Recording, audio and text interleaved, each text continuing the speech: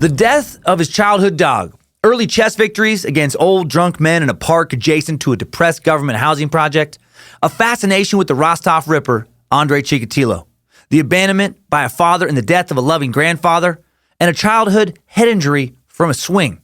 These would be the main ingredients that, when mixed together, would create Alexander Yurovich Pichushkin, known to family and friends as Sasha, known to the world as the Chessboard Killer, aka the Pizza Park Maniac.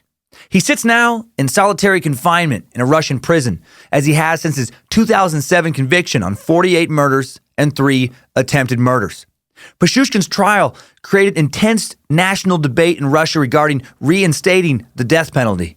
The last person to be executed in Russia was another Moscow serial killer, Sergei Golovkin, aka the Fisher, aka the Boa, convicted of raping and killing 11 young boys between 1986 and 1992, and then given a single shot to the back of his head in 1996. Just like the United States, Russia has had an unfortunate amount of monsters dedicated to exterminating human beings. During his trial, Pichushkin actually insisted he killed 63 people, but authorities only had enough evidence to convict him of 48. He killed his first victim in 1992, didn't get caught until 2006. Not only was he not remorseful, he was proud. He was disappointed that he wasn't convicted of killing more people than his idol Chikatilo, convicted of 52 murders in 1992. His goal was 64, one for every space on a chessboard. Why? Why did he want to kill anyone? Who did he kill? How did he kill them? And how did he get away with it for so damn long? We look into all this in another dark October true crime edition of Timesuck. You're listening to Timesuck.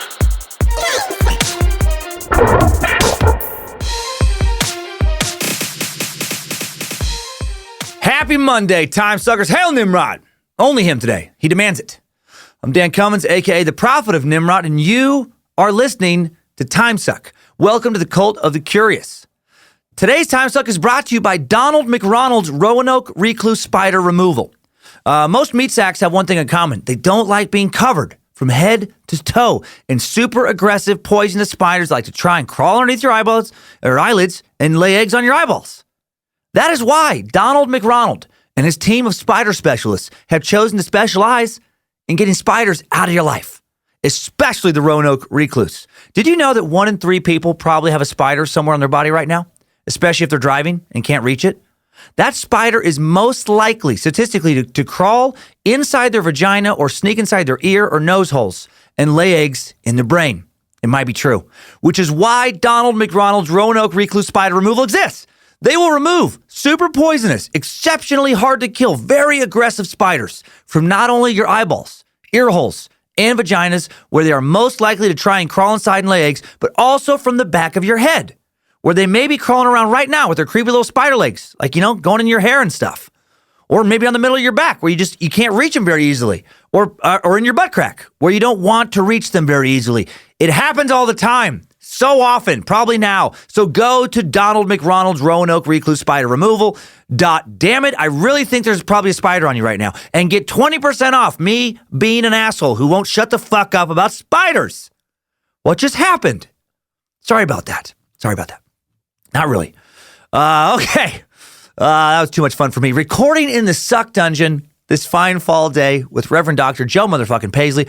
Queen of the Suck, Lindsay Cummins, coming in soon. Just did some flatter stand-up shows in Tacoma and a live Timesuck in Tacoma on Sunday. Man, I hope I had fun. I bet I had fun. I bet Joe Paisley had fun. He was there, probably, if he made his flight. I recorded this last Thursday, by the way, so that's why I'm saying a lot of maybe, probably. And also, thoughts go out to everyone in Florida being impacted by Hurricane Michael. I know we have a lot of Florida meat sacks in the Panhandle. I hope you're all okay.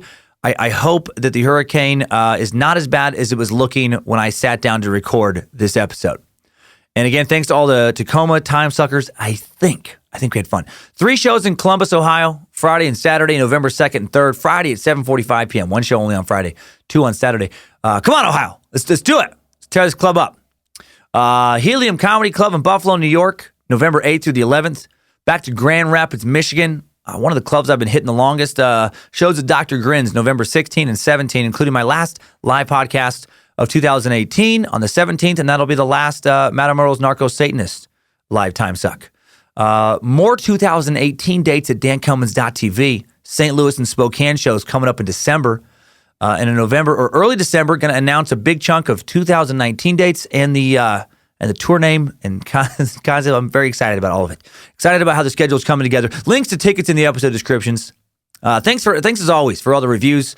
Wherever you listen to The Suck, it really helps spread The Suck. And thanks for ordering those limited editions of the vinyl pressing of my last album, Maybe I'm the Problem, through Romanus Records. It came out so well. Link in the episode description. The Lizard Gold Customs, the one-off Wonder Bundles, they've been sold out for weeks. Copies still left of the Tricolors, Positivity Blue Splatters, and the Black and Blue Splatters in the Romanus Records store. Also, finally got those coffee tumblers and Lucifina sleepwear sets in the store. Part of that fall line. Rest came out a few weeks ago. Now it's complete. 16-ounce tumblers, a black Space Lizard tumbler, stainless steel Timesuck tumbler, the Space Lizard tumbler, only for Space Lizards, of course. The Suck lives on caffeine. You know that. You know how fast I talk. And these badass Danger Brain Suck juice dispensers look magical. Check them out in the store. Made of 117% monoatomic gold, so you can shapeshift while you drink. Double wall stainless steel construction, screw-on lid with slide lock drink opening, hand wash only. You gotta be careful with the monoatomic gold. And then the Lucifina sleepwear set, sexy, comfy, short, and tank combo. Ladies wear, finally. Hey, Lucifina. More and more ladies joining the Suck. Gotta give them what they're asking for. It's a camisole top, 65% polyester, 35% viscose, 410% kitten belly button. So soft. Fits somewhere between true to size, maybe slightly big. It's loose fitting, still sexy. Queen of the Suck, Lindsay's been wearing it at home, and it looks great. And it comes with a pair of matching shorts that are 100% cotton spun and pre-washed, and also made of kitten belly buttons, of course, and of course imported. Don't be too sad. We're not using domestic cats. And it's sold as a set. Buy based on the size of the shorts. Again, check them out. Look at them. Timesuckpodcast.com in the store there, in the Shopify store. Also able to link to that via the Timesuck app. Thank you. Now let's head to Russia, where they don't have fun things like that. They might now, where they didn't used to have fun things like that. Let's dip into the Suck that has the ghost of Chikatilo rolling around in his limp grave, feeling threatened. It's time for Alexander Yurovich Pichushkin, the Chessboard Killer.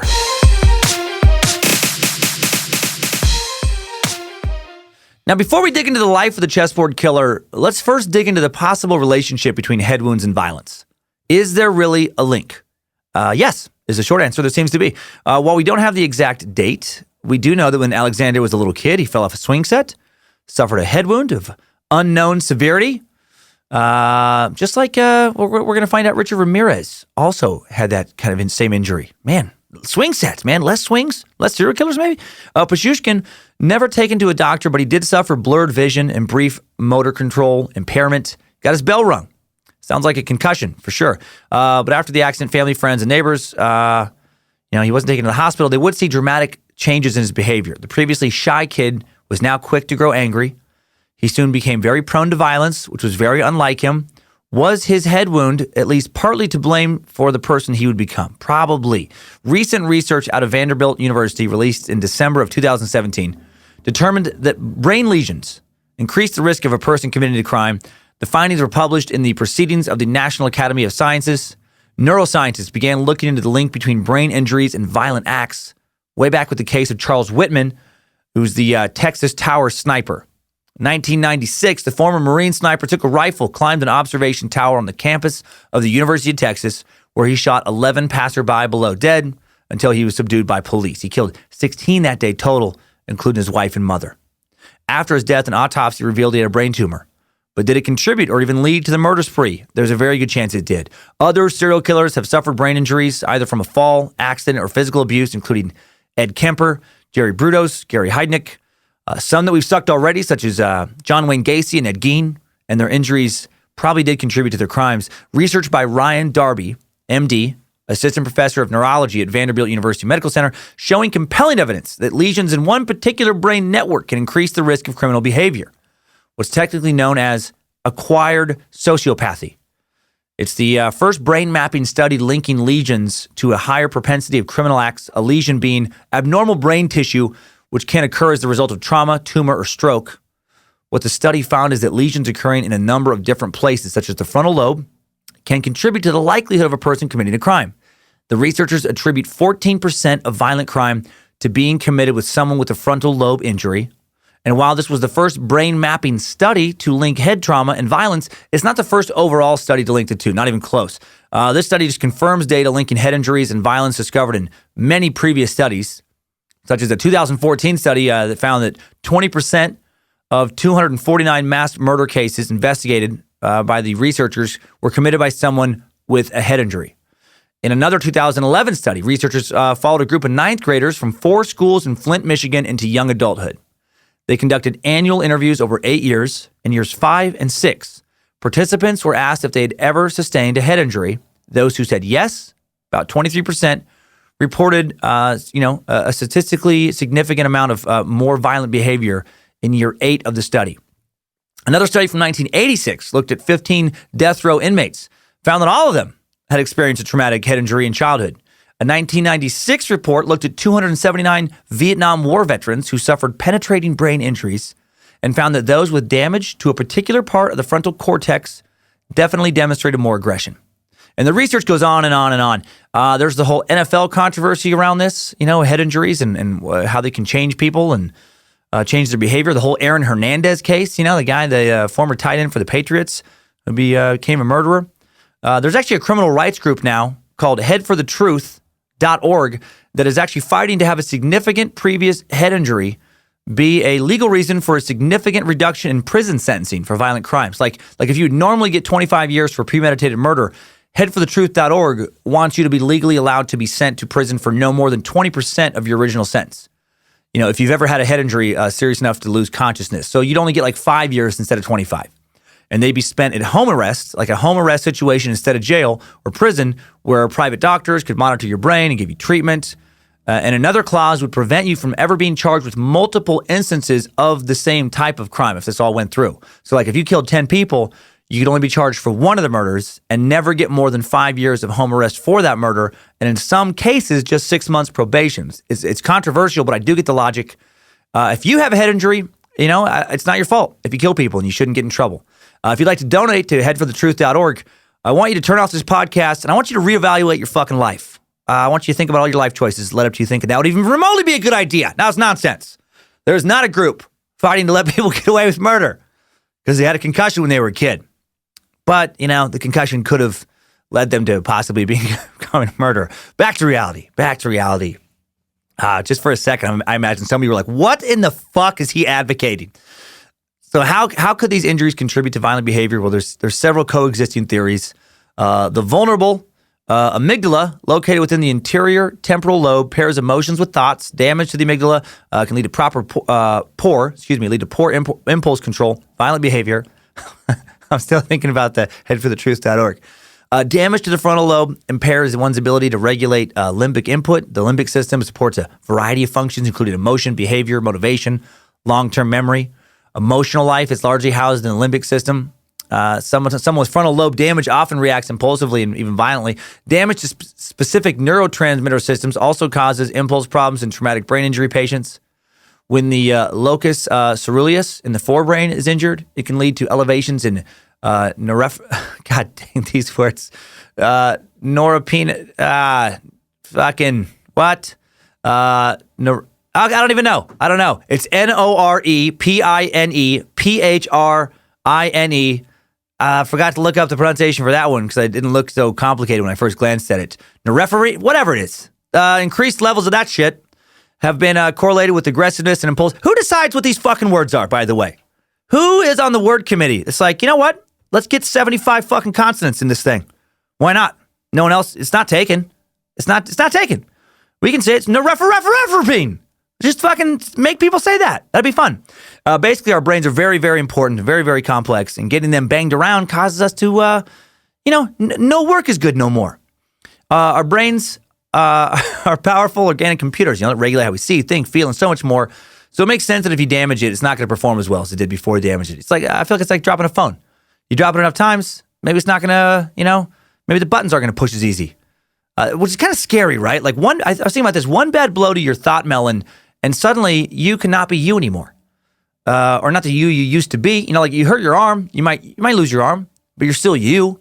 You still have your same personality, identity for the most part. You know, hurt your spine, you might lose the use of your legs, but you know, it's still you inside. But you hurt your head, you might just not be you anymore. It can fucking wipe your memories, wipe your personality. I mean, isn't that what your identity is? You know, you may never be able to regulate emotions, aggression the same way ever again. Ugh. One of the things your brain does when it's working correctly is remind you not to act on every impulse you feel, including violent impulses. Thank God for that. I'd be in so much trouble if my brain took an impulse control vacation. If you've ever listened to any of my stand-up, you know that I think about a lot of dark shit, a lot of aggressive stuff, like murdering strangers for minor etiquette infractions. You know, moments of anger, or especially like anger combined with a lack of proper sleep, maybe a little low blood sugar, I get preposterously mad at people for doing things I think that makes them an asshole. Like loudly talking on a speakerphone in a public place, a restaurant, you know, or not saying excuse me when they bump into me, or chewing with their mouth open in any place for any reason. But when I think about killing them, I know I'm not really going to kill them. It's fantasy. But what if the part of my brain that's like, hey, this is a fantasy. That would not be a good thing to do. You could go to prison for a long time. What if that brain was like, yeah, we're out. We're done. See ya. Good luck. Good luck in the future. Well, for some people, that's exactly what happens. We love to say stuff like, I don't give a fuck, or I'm fresh out of fucks to give. But some people truly don't have a fuck to give. They're neurologically incapable of giving a fuck. And you combine that brain with the right motive and opportunity, right environment, raise that brain in the wrong home or place, well, you got a monster on your hands, a real-life monster. And before we move forward with the events leading up to the monster we're talking about today, Alexander Pichushkin and his head injury, let's take a quick look at some other killers whose lives may have been tragically altered by an accident or some abuse. I mentioned Richard Ramirez. Remember when we talked about how at age 2, the suck subject, Ramirez, sustained a significant injury to his head when a dresser fell on top of him, causing a laceration which required 30 stitches, and then at age 5, knocked out by a swing in the park. And that head injury caused him to suffer epileptic seizures, which remained until he was a teenager. At age 6, another suck subject, John Wayne Gacy, that killer clown, was beaten unconscious by his father wielding a broomstick. At age 11, struck in the head with a swing. Fucking swings, man. Which, although not diagnosed until he was 16, resulted in him suffering blackouts. Too many swings. Gotta get rid of swings. In 1960, future suck subject, I'm sure, 6-year-old David Berkowitz ran into the road outside his childhood home, struck by a car, suffered unspecified head injuries. A few months later, ran into a wall, again suffered head injuries. At age 8, hit on the head with a pipe, received a 4-inch gash. At the age of 7 years old, future suck subject, I'm sure, heavily requested Albert Fish, fell from a cherry tree, caused severe head trauma, caused him to suffer from dizzy spells and severe headaches the rest of his life. Another previous suck subject, Ed Gein, claimed that his violent alcoholic father would beat him about the head so hard his ears would ring. And so many others. You know, Robert Joe Long, the classified ad rapist, suffered serious head injuries in his early years. At the age of 5, knocked unconscious when he fell from a swing. Fucking swings! Age 6, he lost several teeth, suffered a concussion when he crashed his bicycle headfirst into a parked car. At age of 7, I'm not making this up, fell off a pony that left him with a concussion and dizzy spells, nausea for weeks. Ponies! Finally, the pony and serial killer connection revealed. That's probably why they call ponies the devil's little murder horse. Small in stature, large and evil. The highway stalker Henry Lee Lucas claims to have received numerous head injuries between the ages of 5 and 10. Most significant was when he was 7, and his mom hit him across the back of his head using a 2x4, big old block of wood. That put him in a coma for 3 days. Caused significant damage to the prefrontal lobe of his brain. I'm guessing it also caused him to listen carefully every time his mother told him to do something for the rest of his life. Man. In his recently released biography, Confession of a Serial Killer, former suck Dennis BTK Rader stated that as an infant, his mother accidentally dropped him on the head and that he stopped breathing and turned blue. Finally, Gary Green River Killer Ridgway had his head beaten repeatedly by his mother while growing up, every time she aggressively cleaned his ween after wetting the bed. Clean ween, call back. Been too long since Mama Ridgway snuck into a suck to do some ween scrubbing. Clean ween. Okay. Other than Gary Ridgway, that list was real. And there were a ton of names I left off because it was getting repetitive. But man, all the swing stuff. All the swing stuff. Now let's find out where Alexander the Chessboard Killer Pichushkin's head injury helped lead him today in our Timesuck timeline. Strap on those boots, soldier. We're marching down a Timesuck timeline.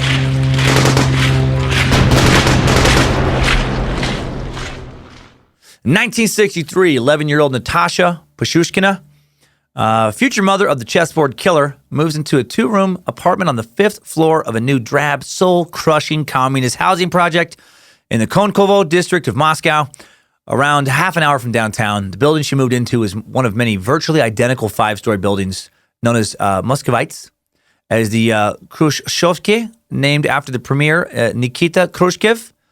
They were basically like the Soviet Union's first large-scale public housing projects. They put them all over Russia. These basic buildings, dark, damp, charmless. I mean, they're really like, when you look at pictures of them, you're like, that would suck to live there.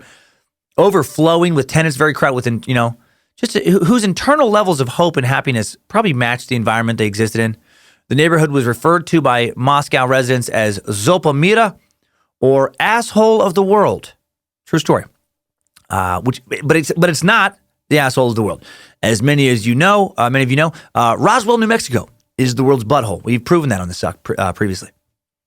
Pichushkin lived in some communist projects. Yeah, a dump. People would be born there. They'd live out their whole lives working and raising a family there. They'd die there. Often their lives, would be lived without ever leaving their small little neighborhood. The residents may not have agreed, but for all intents and purposes, it was a de facto prison. But nearby, there was the refuge of Bitsevetsky Park, a.k.a. Bitsa Park, Alexander's future killing grounds. This is a 3,000-acre park, more of like a wildlife refuge than a park. It's enormous. For the sake of comparison, New York Central Park covers 843 acres. This is 3,000 acres. And the Bitsa Park, just a 6-minute walk, just a little short walk from Natasha's apartment. So there is that. As it was custom for families in communist Russia at the time when Natasha grew up and started her own family in the mid-'70s, her parents let her stay in the apartment, and they just moved into a smaller unit, a 1-room apartment nearby. April 9th, 1974, Alexander Pichushkin is born. His mother, Natasha, would affectionately call him Sasha. Before Alexander reached his first birthday in 1975, his father, whose name neither Alexander or Natasha ever revealed to the press, abandoned his son. Probably realized this little gremlin's got murder in his eyes. He's like, Dad, out. Several years later, Natasha met another unnamed man who also stuck around just long enough to get her pregnant with Katya, Alexander's half-sister born in 1982. And then for nearly the next 2 decades, Natasha spent most of her time tirelessly working to provide for her children. Luckily for Natasha, she didn't have to raise her kids completely alone since her parents did remain close by. Even with only the 3 of them, just living together there, just with the 3 of them in this place, conditions were already cramped in this tiny apartment. It's 2 bedrooms, and one of the bedrooms doubled as the living room. So really, 1 bedroom. That feels like some communist nonsense. It's a 2-bedroom apartment. 1 bedroom, also kitchen and living room and bathroom. Alexander slept on the couch in the bedroom living room. Years later, when he still hadn't moved out and Katya started a family of her own, Natasha slept alone on a queen-size bed 10 feet from her son, while Katya shared the master bedroom with her husband, also named Alexander, and their son, Sergei. Communism! Sounds fun. If you want to listen to a real nightmare of a Soviet childhood, listen to Chikatilo Suck and hear about the living hell that were large parts of Ukraine under Stalin. Alexander grew up poor, but he didn't grow up watching people literally starve to death poor. Neighbors would remember the young Alexander Pichushkin as a shy but good-natured child. He seemed no different than the other children in the area, nothing unusual, didn't stand out, played in the park with other kids. As a young boy, he liked to collect commemorative pins, which apparently was a common hobby for children growing up in the Soviet Union, which reads is terribly sad for me. What did you do as a kid? Trade baseball cards? Race BMX bikes? Play Nintendo? I collect Russian commemorative pins. Okay. What kind of pin? Favorite pin was 1980 Moscow Olympic weightlifting sports pin. I have every cool pin. I Convict as Molynevich, as Monilev, flyweight Russian gold medalist. I have Sultan Saburovich, Rachmanov, super heavyweight Russian gold medalist. Leonid Arkadevich Tartanko, Russian heavyweight gold medalist. I had 3 best pins. And then mother trade 3 pins for a week's supply of bread. And know how to sleep with project supervisor to pay rent for a month. I had good childhood. Then one day, Alexander Pichushkin's childhood became not so good. He suffered that head injury we talked about earlier. He was in that big Pizza Park playing on the swing, playing on fucking that serial killer factory known as a swing. When he fell backwards off it, which was always my fear as a kid, falling right off the back of a swing. And then while Pichushkin sat confused on the ground, the swing swung back and hit him directly in the forehead, hard enough to really ring his bell again. So he got front and back of the head, left him wobbled and disorientated, rocked that brain around in his holster. I had a bad swing accident when I was a kid. I think I've talked about it on this stuff before. I was on a rope, like a tire swing when the rope broke. So I was by myself, swinging back and forth, and then hit my head on a rock, and it knocked me the fuck out, like knocked me unconscious. I don't even know what part of my head it hit. I guess maybe back of the head too. No joke. Woke up literally seeing double, wicked headache, nausea, seriously disorientated. I'll never forget that, like, just crazy walk back to my mom's house, because it wasn't at a park or school, it was just some dude's fucking house that had a rope swing down the road. Fucking Riggins. Yeah, classic concussion. Must have been around 10. Came home crying. My mom told me to go lie down and take a nap. But I was going to keep whining about it. I thought for years that was actually the worst advice you could give someone who just been knocked out. Go lie down and take a nap. Maybe you'll wake up, maybe not. Teased my mom for years. Turns out taking a nap actually is okay after concussion if you're lucid, if you're up, talking, you're conscious, you're able to walk around. It actually can help your brain recuperate. So maybe my nap kept me from turning into a murderer. It just left me with a dark and violent sense of humor instead. Maybe my head injury is what created the dude who talks about this kind of shit all the time, teases you about spiders, instead of being a murderer. Anyway, without money for proper medical consultation, Alexander Pichushkin never taken to a doctor. When he could walk, he was told he was fine, except he was not fine. His egg was scrambled into a I want to hurt and murder omelet. The previously shy child became quick to anger, often scaring his schoolmates and friends in the park with his newly violent nature, doing a lot of creepy stuff. Now, years later, after he was captured, medical experts would cite this incident with the swing as a key moment in his metamorphosis into a monster. They think that the swing incident damaged the frontal cortex in the still developing brain of Pichushkin, the part of the brain that contains neurons that interact with dopamine. Essentially, it's the pleasure-giving part of the brain. Also controls how a person deals with reward, happiness, motivation, and more. The injuries seemed to affect his performance in school as well. Following his accident, Alexander Pichushkin began to get bullied verbally and physically at school. His classmates ridiculed him for being slow. They would often bluntly call him retarded. Natasha noticed that her son was struggling not only with school, but also social aspects of childhood, attempted to teach him herself to build his confidence, but it didn't make a difference. Eventually, after trying to help him herself, she opted to remove him from school and enrolled him in a school for children with learning difficulties. Doctors could not diagnose just what disability he had, and he became increasingly withdrawn and troubled. And then Alexander's grandfather saw how much of a struggle school was for him, what it was doing to his self-esteem, and good grandpa asked Natasha if Alexander could live with him, take him under his wing, and then his grandfather encouraged Pichushkin to look for fulfillment outside of school. Each day after school, the two would head to Pizza Park. In one particular corner of the park, men would gather to drink vodka, talk, and play chess. And Alexander loved hanging out with his papa and these old vodka drinking chess players more than he liked hanging out in school. He started to get pretty good at chess. By the time he was a teenager, Pichushkin was whooping his grandpa's drinking buddies at the chess table, which was great for self-esteem. For the first time, Pichushkin felt the respect of others. He found a place to thrive, and that sadly would be the happiest time of his life.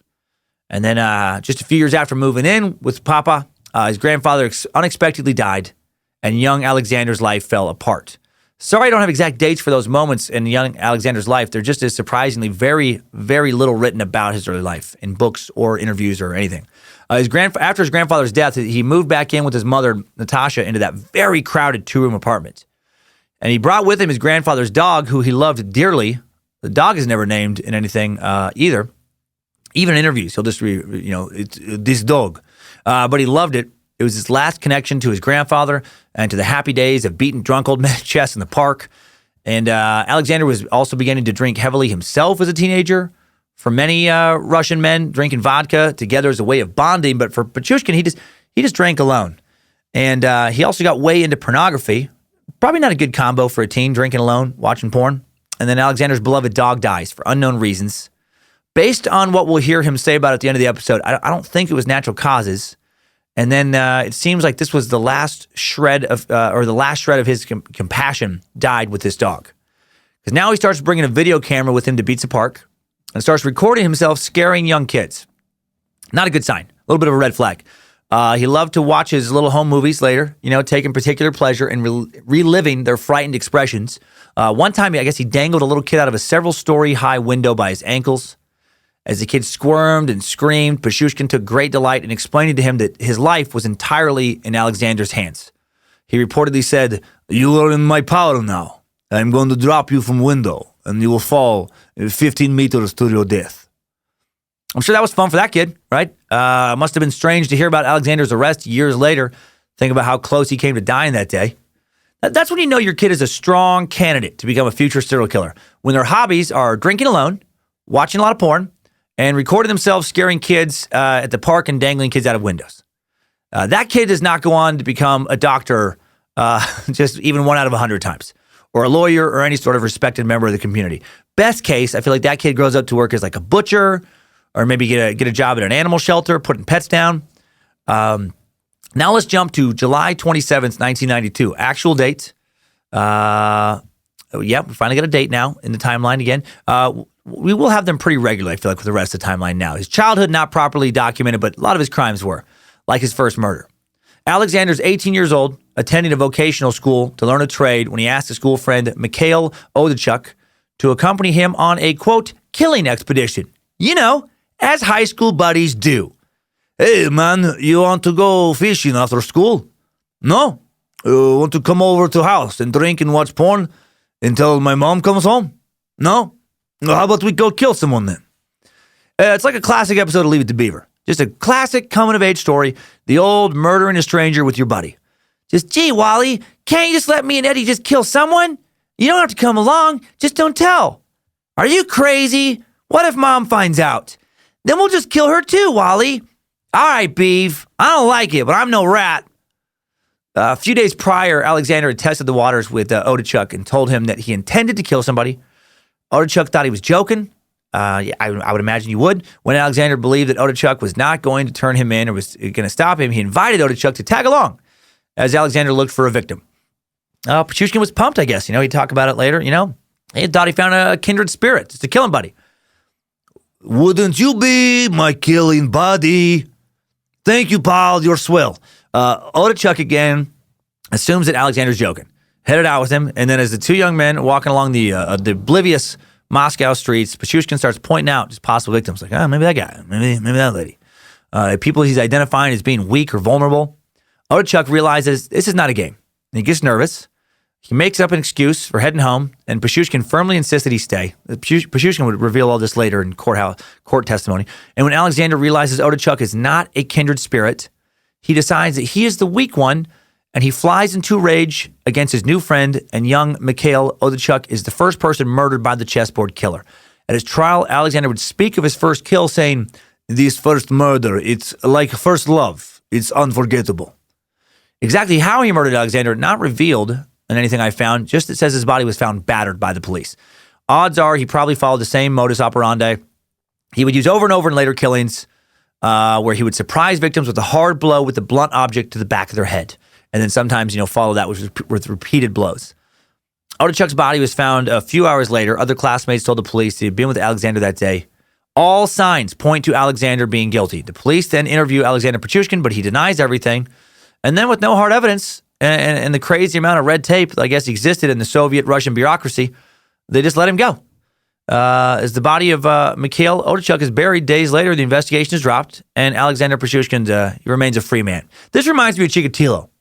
Remember that first murder of his? It was the young girl he lured into his murder cabin in 1978. 9-year-old Lena Zakhanova, stabbed and defiled.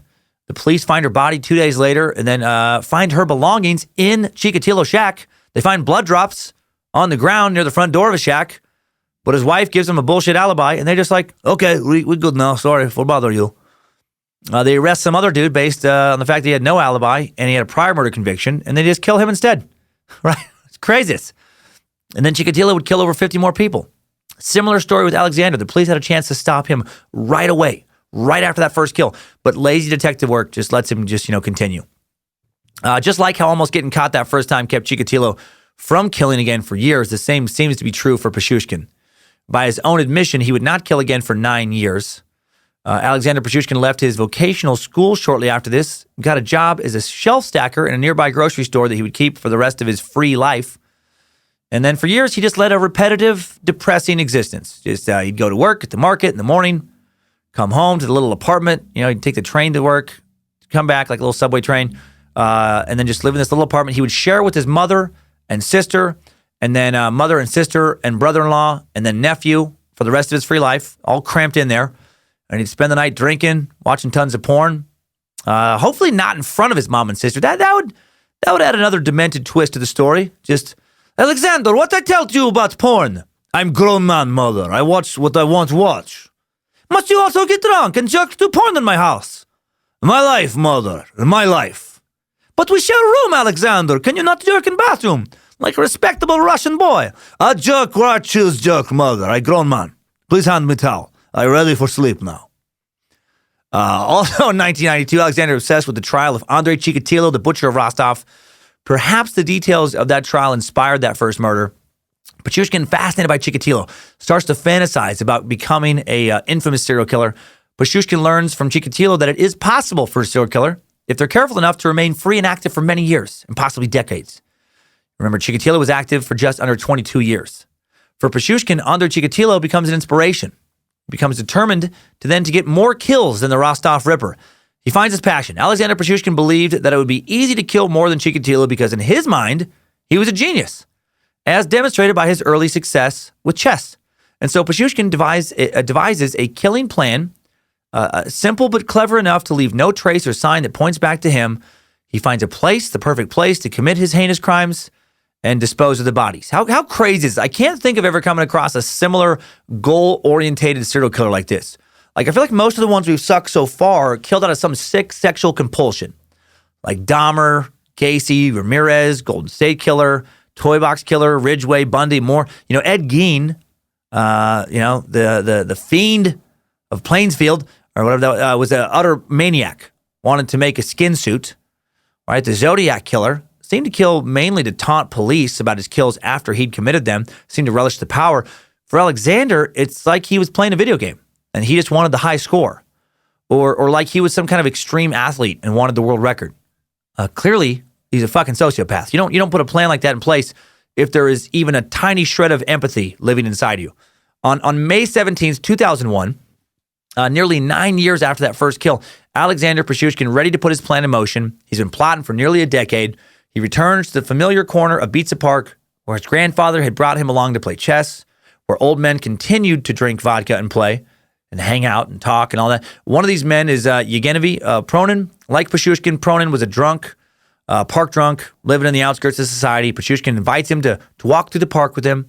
Alexander told him it was the anniversary of his beloved dog's death, and he wished to visit the grave and pay his respects. This was like he would manipulate people with his story. But I miss dog. I had great dog. We'd go, have drink for dog. Like, just so manipulative, playing with people's emotions. When they reached the lonely spot where Alex said he'd buried his dog years ago, Pichushkin produces a bottle of vodka, offers Pronin a drink. While we don't know what Pichushkin's chosen weapon was on this particular occasion, we do know that later on he would use metal rods or even the vodka bottles themselves to smash the skulls of his victims. So, in all likelihood, he smashes the back of Pronin's head with the vodka bottle, definitely with the blunt object, and then hauls his lifeless body to a nearby well and then dumps the body down it, and then his body plummets 30 feet into the dirty water below, and his plan is working. In a matter of minutes, he'd killed a stranger he had no ties to, and then completely disposes of the body, leaving no evidence of a murder behind. While it might seem like a well would be a terrible place to dump a body, because, it'd start to stink and then people would eventually find it. Not this well. This well fed into the sewer system of the park. So Alexander knew what he was doing. It was a brilliant disposal system. The Moscow sewer system the well drained into was vast and winding, went on for miles and miles and miles. If the bodies ever washed up in a place where someone might notice them, and that in itself was highly unlikely, it would be almost impossible to trace that body back to that location in Pizza Park. And so the deaths looked like the deaths looked like they could just be accidents. There's just a little bit of blunt trauma to the back of the head. These people weren't shot, stabbed, or excessively beaten. And a lot of times they didn't even die from the initial blow. It's like they would be, they'd fall down in the well, and the fall would kill them, or they would drown down there in the water. So following the death of Yevgeny Pronin, Alexander Pichushkin finds that killing comes easy. Over the next 8 weeks, he would lure 9 more unsuspecting victims down to their watery deaths. Not known how many of those dumped down the well by Pichushkin were dead when they landed or just merely unconscious. Again, probably like dazed by their injury. They probably just drowned in the darkness, further complicating this murder investigation. It wouldn't even happen for years. There would be no investigation for a long time. After each attack, Alexander would rush back to the small shared apartment that he shared with his family. They would live in his entire free life.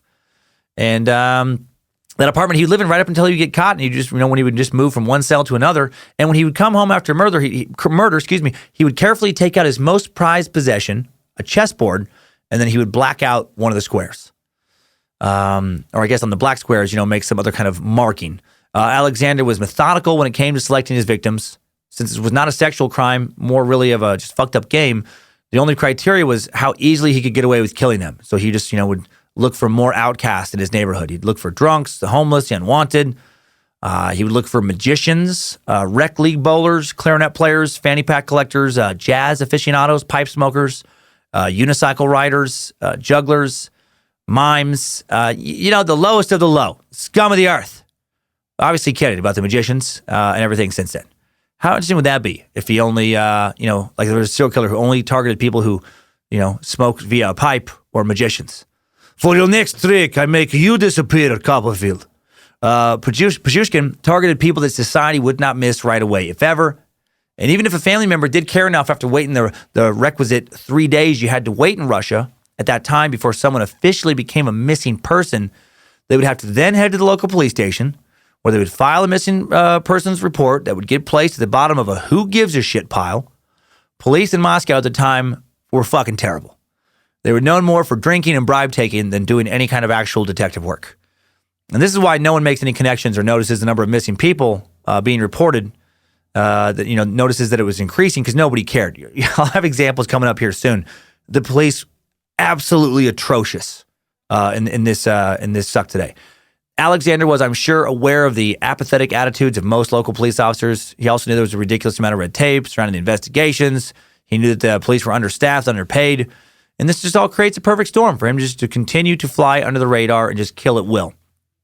July 21st, 2001, Alexander Pichushkin's initial killing spree culminates with the disappearance of Viktor Volkov. He was Pichushkin's 11th victim in just over 2 months. After Volkov's murder, Alexander slows down but does not stop killing.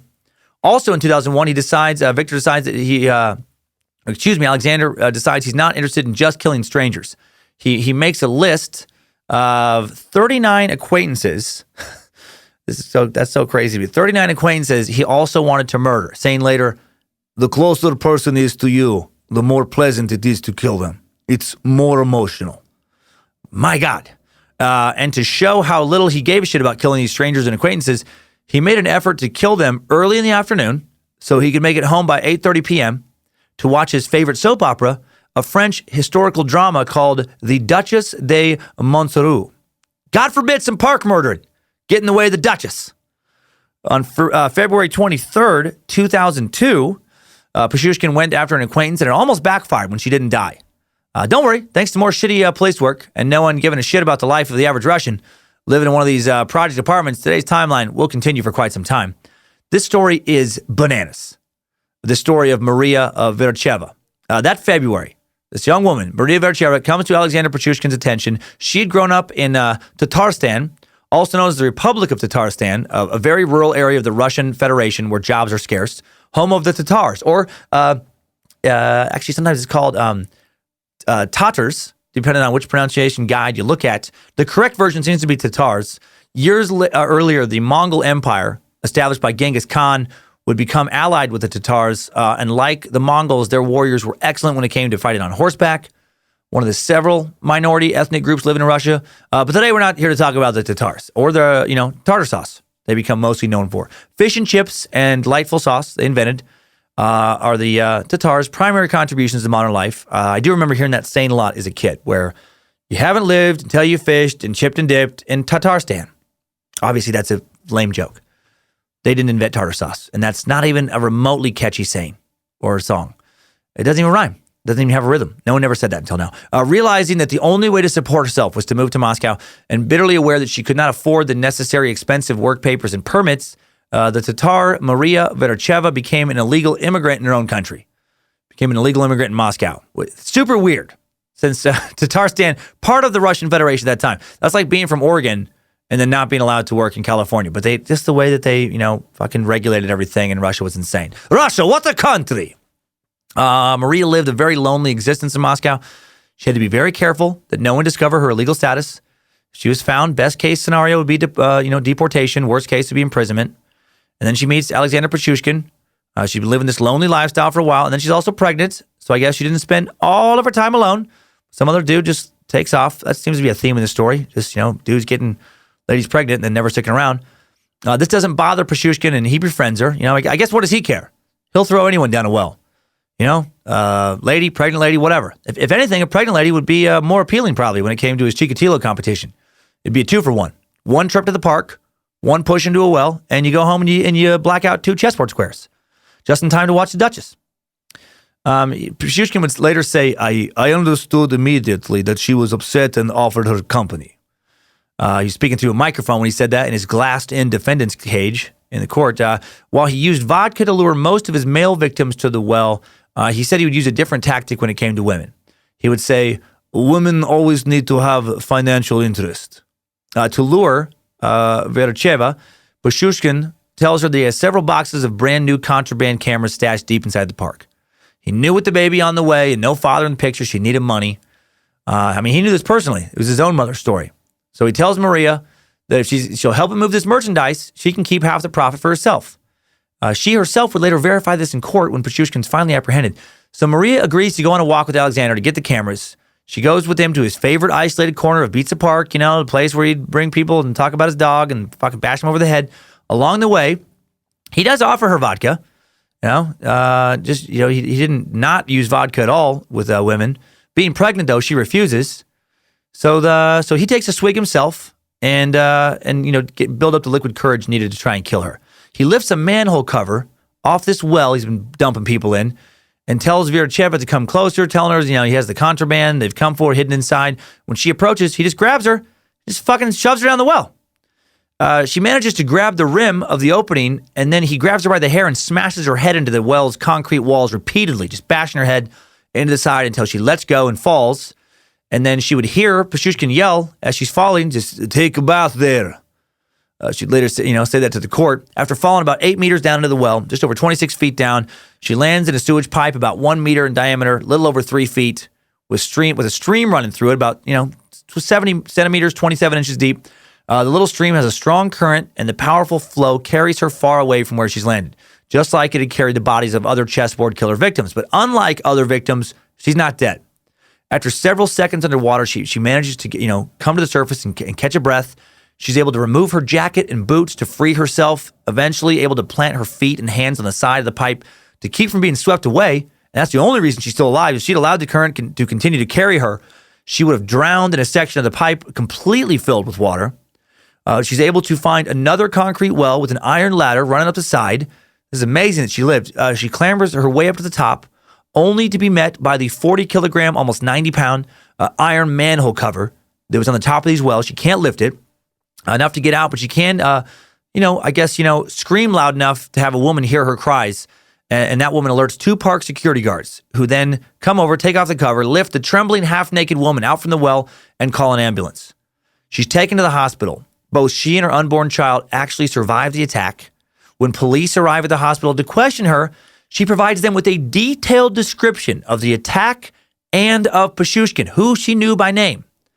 And all they have to do now is go question Pichushkin, and the entire case is cracked wide open. A serial killer is caught, and now he's sitting in prison with a much lower body count. But they do not act on her information. No, instead, they ask to see her immigration papers. And when they learn that she doesn't have any, and they realize that they're going to have to deal with a lot of paperwork, they give her a choice. They inform her that they will ignore her illegal presence in Moscow if she will drop her claim that she has been assaulted. Holy shit. Russian police, man. Historically, incredibly corrupt and just inept. What a sad example of just being lazy and incompetent. Listen, I get it. It's no fun to be tossing well. It's not enjoyable for you to have headache. I get it. But here's the thing, If you press charge, then we have many paperwork. Then now we have hurt heads also. You know, who needs more hurt heads? Why more heads need to be hurted? And look, you're not supposed to be here. You're not supposed to be in Moscow. You're supposed to be in Tatarstan making fish dip. So you no press charge. We no send back to land of sauce. Have vodka. Have vodka. It help you and baby forget about a sewer trip. So Maria does not press charges. Even worse, she kept living and working in the same housing project as Pichushkin. This is the fucking bananas part of the story to me. And she ran into him all of the time. Like she keeps seeing this guy. How fucked up and awkward is that? You're running into the guy who tries to kill you over and over for years. God, what if we talk to him? Oh, hello, Maria. Look, I feel like I need to dress pink elephant in the room.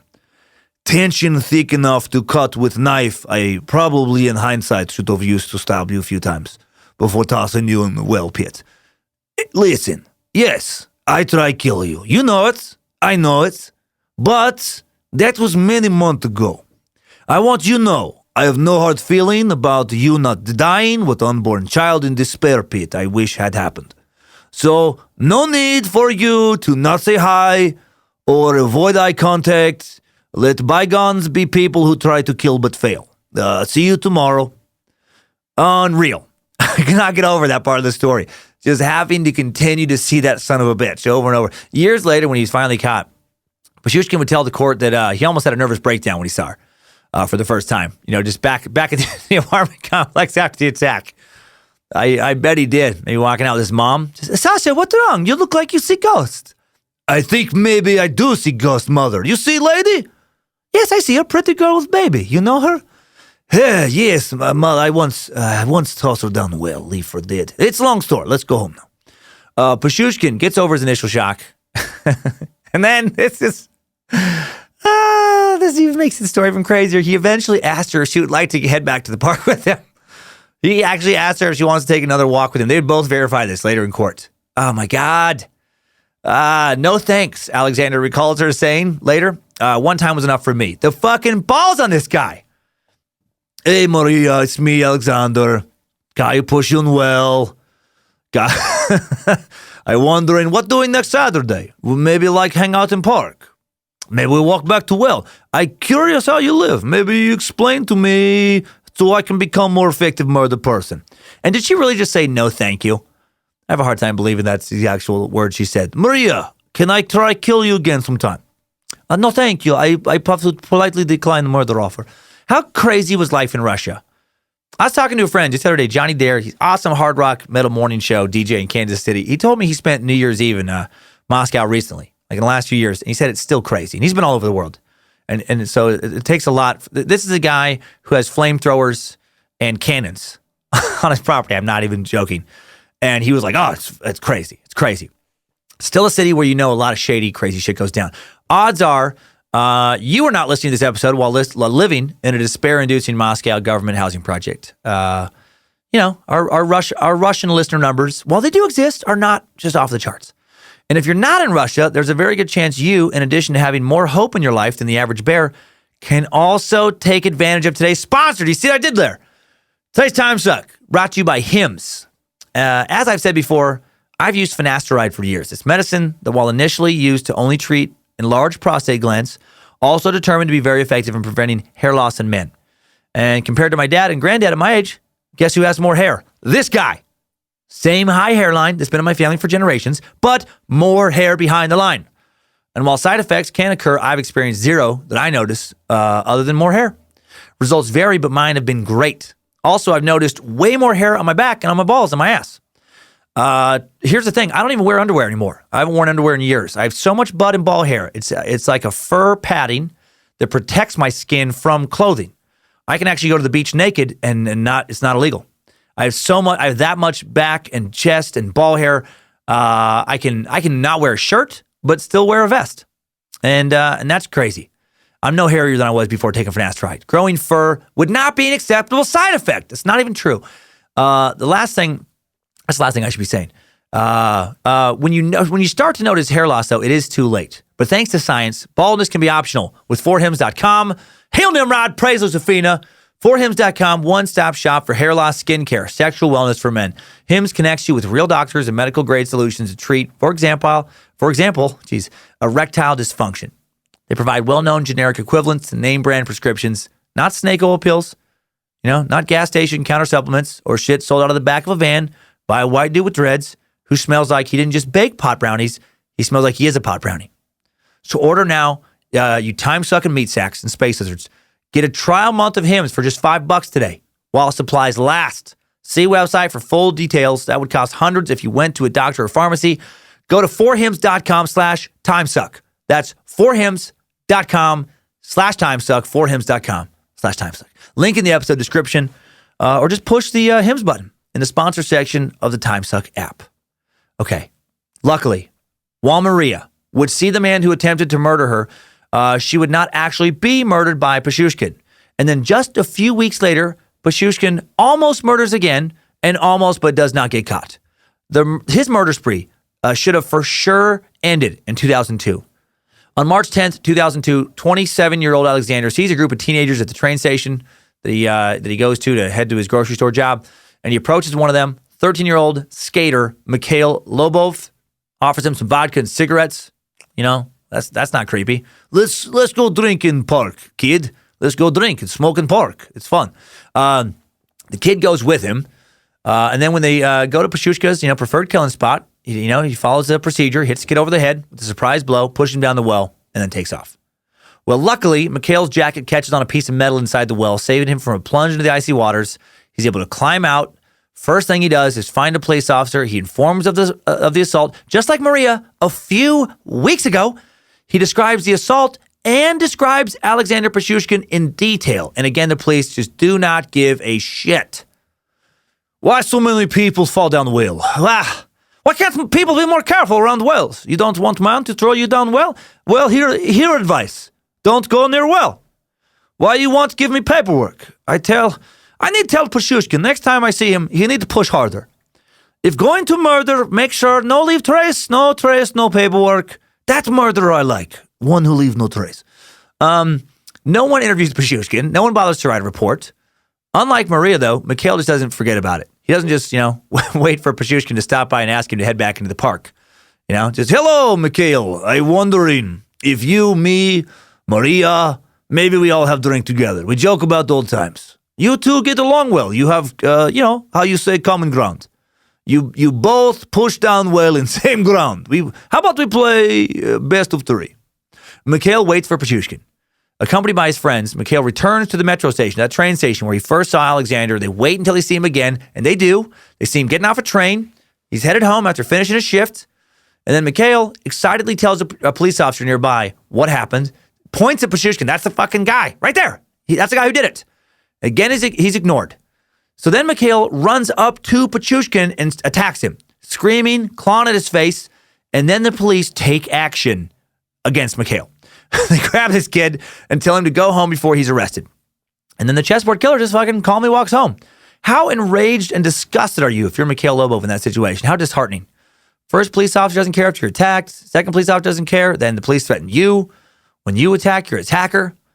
And then Pichushkin himself. To add to the craziness of 2002. So now, two people in a few weeks have been like, that is the guy who did it. And no one cares. Then he himself goes to the police station in this weird drunken night in 2002. He's already killed at this point anywhere from 20 to 30 people. He stumbles drunk into the local police station and loudly proclaims that he has killed a lot of people and that he will continue to kill a lot of people because that is what I must do. That's a quote. He goes in there, this is what I must do. I must continue to kill. Do you hear? Do you understand? I've killed so many. Instead of arresting him, or at least questioning him, the on-duty police officers literally laugh him off. Just say, get out of here. Go on. You silly goose. Get home. He had to have felt invincible at this point. No one touched Pichushkin. I above law. Police want me to kill. Russia wants me to kill. A dead dog in park wants me to kill. Oh, man. I hope my neighbors can hear that. That's fun. I hope the people working above the suck dungeon can be like, what in the fuck did we just hear? who is he talking about killing? In 2003, Pichushkin's sister, Katya, gets married, but doesn't move out. We mentioned this earlier a little bit. She marries a man also named Alexander who also pushes people down wells. He would be known as the sewage strangler. Katya's husband would be charged with killing 11 people between 2004 and 2007, now sit in the same prison as his brother-in-law, and that's not true. Bad enough that Katya's brothers continuing to kill. You would never trust anyone again if your brother and husband were pushing people down wells in a park. Katya and her husband, they share Katya's room with their young son, and now there's 5 people living in this little tiny flat of Mother Natasha's. Ugh. It was already crowded with 3 people. Now there's 5 people there. The spring of 2003 finds Alexander Pichushkin on the lookout for his 32nd victim. The man he found was a local, another drunk person in the park, like many of his previous victims. And honestly, like Pichushkin himself, when he's not killing, he's just getting drunk, often alone, just, watching porn, stocking shelves at work. Pichushkin asked his new companion if he had a wish, and the man replied that he wanted to stop drinking. I wish I could stop drinking. And then Alexander calmly told him that this would be the day. Oh, you are for sure going to stop drinking today. And then he smashed him in the head with a vodka bottle. And then he kept hitting him and hitting him and hitting him and eventually caved the defenseless man's skull in. A little more aggressive with that kill. And then he shoved the vodka bottle into the dude's head, into his skull, and then threw the body down the well and took off. Why is he doing this? Well, because he feels like he's good at it. Just like he loved the feeling of playing and winning chess matches in Bits of Park when he was a teenager. He loved to beat the old drunk men in chess. Well, now he enjoys beating these same old drunk men to death in a new game. Another strategy game of sorts. Can I kill you and not get caught? And he was even better at this game than he was at chess. No one was safe around Pichushkin. He killed both total strangers, acquaintances, neighbors. His first kill was one of the only friends he had.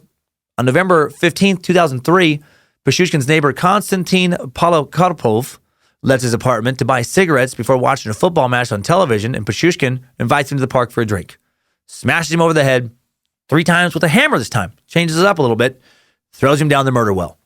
And then, incredibly, this guy also lives. Third person now. Third person in just a little over a year who has survived an attack and a toss down a well. This guy manages to climb out of the sewer, but due to the head trauma, he doesn't remember the attack. Only his relatives testified in court about what happened to him. And then Pichushkin sees this guy in the street about 2 weeks later and offers him to take him out to the park again for another drink. He declined, Pichushkin would later tell the court, also saying, I asked others to go drink and they accepted the invitation. There's a lot of freeloaders. That shows kind of what he thinks of people. If they accept his offer, nice offer for a drink, then they were freeloaded to him and then they're worth killing. This guy's unbelievable. I can't think of another murderer I've ever read about who so openly keeps trying to kill the same people he tried to kill previously and didn't. I can't. Hey, Konstantin, I was hoping that you, me, a nice single mother named Maria, this cool skate kid, Mikhail, I'd love to take all 3 of you to well. We could drink to finishing business. If only Alexander had access to Audible, maybe he would have spent less time killing. Why can't that sentiment be incorporated into maybe a new slogan for Audible? Can you imagine? Audible, better than pushing strangers down a death well. Timesuck is brought to you today by Audible. What would it look like if we all listened more? Listening to audiobooks motivates us, inspires us, brings us closer together. There's no better place to listen than Audible because now Audible members get even more exclusive audio fitness programs, audiobooks, audio originals, and more. Audible has the largest selection of audiobooks on the planet, and now with Audible Originals, the selection's gotten even more custom. More selection with custom content made just for members. Every month, Audible members get 1 credit, good for any audiobook they choose, plus 2 Audible Originals from a changing selection that they can't get anywhere else. They can also access to audio fitness and health workouts created exclusively for Audible, plus your books are yours to keep. With Audible, you can go back and re-listen anytime, even if you cancel your membership.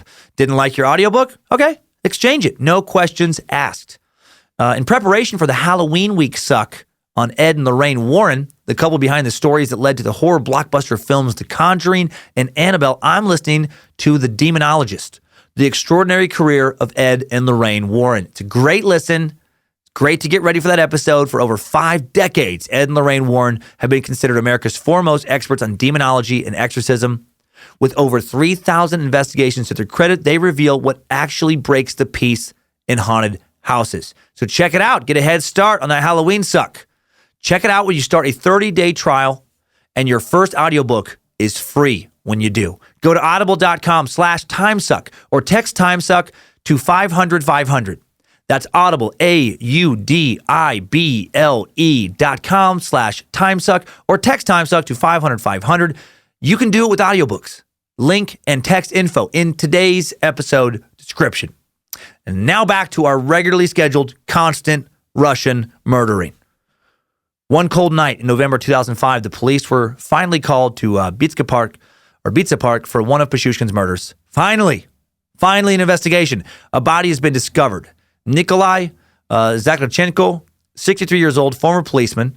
Nikolai is thought to be Pichushkin's 41st victim. That means that at least 40 people vanished before the police were even aware that there had been some murders going on in the same fucking park. I mean, Pichushkin's already come into the police station, confessed. You know, 2 of his almost murder victims begged the police to question him. So maybe they should have been kind of aware something was going on.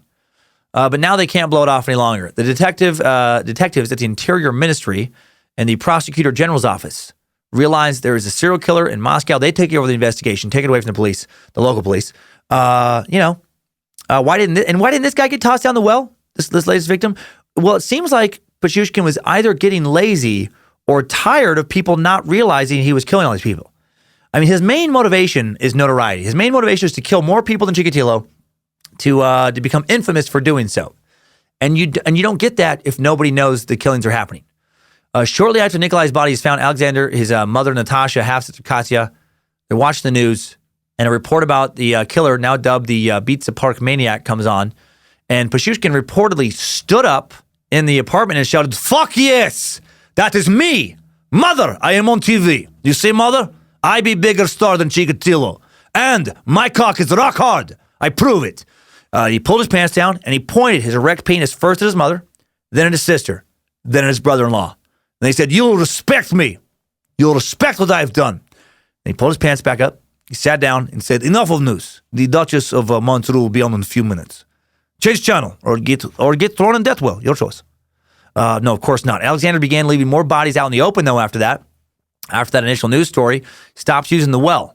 He loves the attention he's getting. He wants to feed the media, right? The story of the Bitsa Park Maniac is growing. All of Moscow captivated, terrified by his murders. More and more bodies being found. And eventually, in early 2006, the powerful Interior Ministry assigns Detective Andrei Suparenko to the head of the investigation. It was clear to him, because of the lack of police work up until this point, that the killer was not going to be caught until he struck again and made a mistake. Sadly, despite those earlier accusations, there were no official reports made of any of the survivors from his, early murder attempts. And then on June 14, 2006, 32-year-old Pichushkin makes the mistake that Suparenko was waiting for. And on the night of June 14th, 2006, 36-year-old Marina Moskalevya follows the usual pattern her life followed into. She got up, sent her son to school before heading to the grocery store, where she worked with Pichushkin, one of his coworkers, store where she'd worked with one of Russia's most prolific serial killers for quite some time. Before Marina started work at the store, another woman, Larisa Kolginia, had worked there, and then one night on her way home, she had disappeared, never to be seen again. So the Bitsa Park Maniac had created a job opening for her, and now he was going to open that position once again. Marina may not have known about Larisa's disappearance, but like the rest of Moscow, she had to have heard of the Bitsa Park Maniac.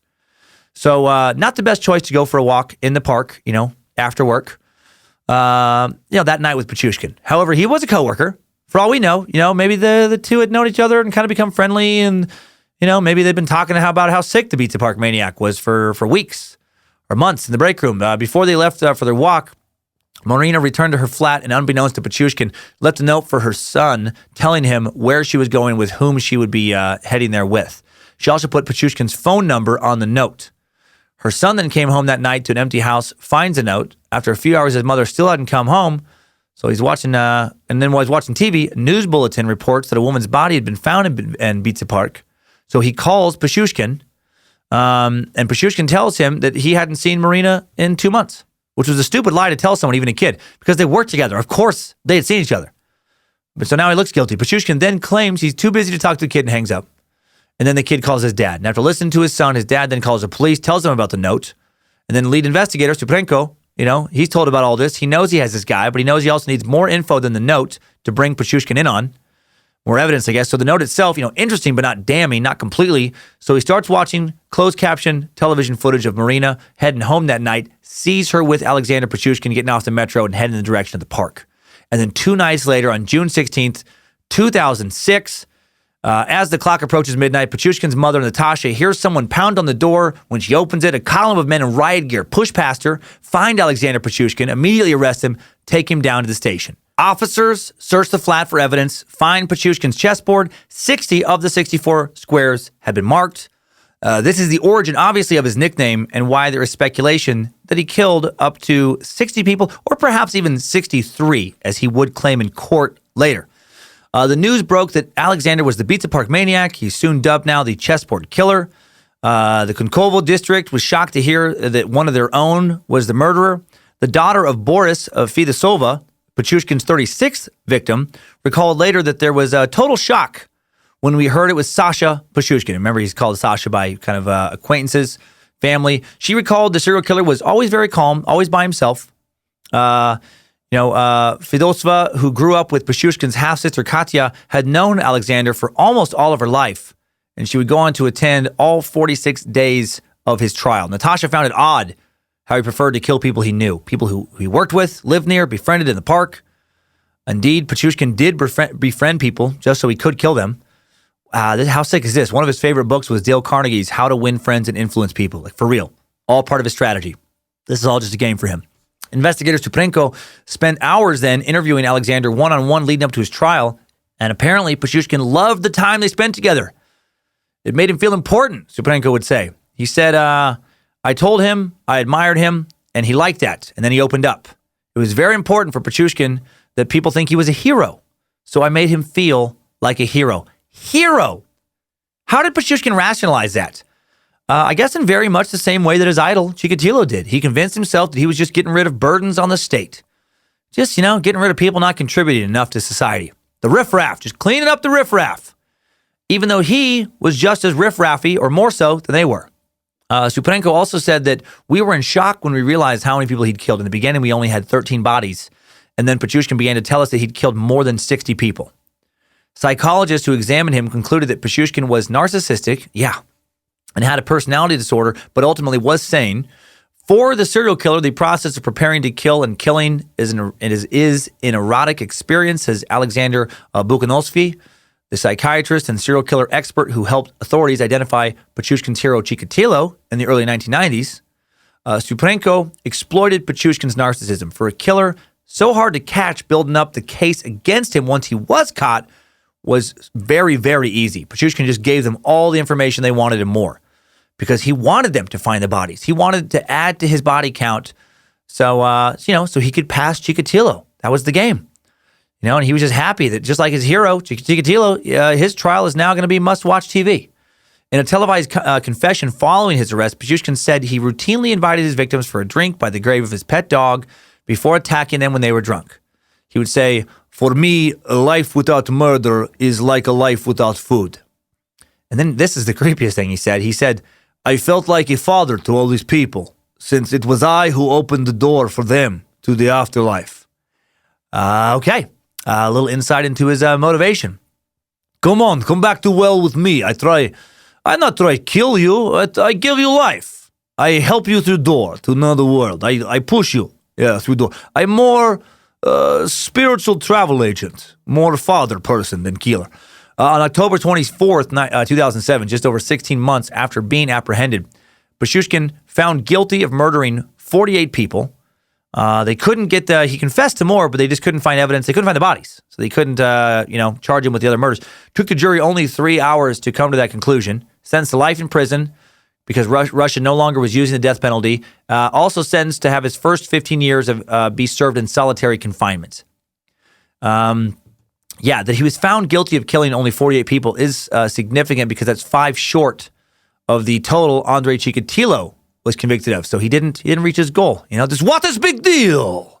What is big? More like who big deal? Not Pichushkin. He nothing. Yeah, he nothing. You take that hard dick amateur. You take him out of here. No, you know Chikatilo, Pichushkin. You not even Russell. You sneaky, tricky guy. You not even eat one part of person. What point? You not even come one time.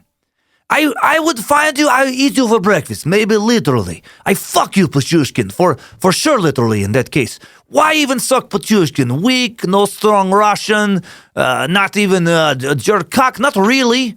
Maybe I missed that part. I fall asleep for a little while, Cummins. Yes, I call you that person. I call you by name now. I watch you from window. A shadow Chikatilo, sometime when you suck. You know better than Chikatilo. You put in Pichushkin instead of me, I kill you. Unlike Chikatilo, Pichushkin also never killed any prostitutes. Which does make another weird, dark Timesuck character happy. Mbak, playboy. Mbak. Appreciate taking it easy on easy prey. Not adding darkness to dark days. No rough stuff or degradation. No copulation, fellation, penetration. No voyeuristic masturbation, even post-mortem ejaculation. You feel me? You dig your hair?